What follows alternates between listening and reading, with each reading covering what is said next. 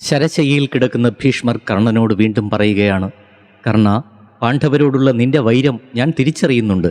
നിന്റെ വൈരം അടങ്ങാതെ ഉള്ളിൽ തിളയ്ക്കുന്നുണ്ടെങ്കിൽ നീ അർജുനനോട് യുദ്ധം ചെയ്യുക, അല്ലാതെ മറ്റൊന്നും എനിക്ക് പറയുവാനില്ല.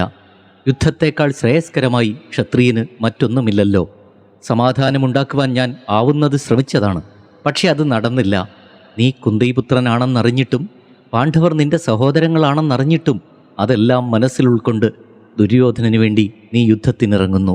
ദുര്യോധനന് കൊടുത്ത വാക്കുകൾ നിമിത്തം നിന്റെ ആ ഉറച്ച തീരുമാനത്തിൽ ഞാൻ അഭിമാനിക്കുന്നു മകനെ.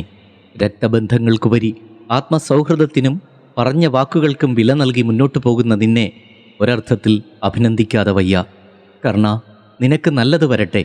ഭീഷ്മപിതാമഹൻ്റെ വാക്കുകൾ കർണൻ്റെ ദൃഢനിശ്ചയത്തിൽ മാറ്റമൊന്നും വരുത്തിയില്ല.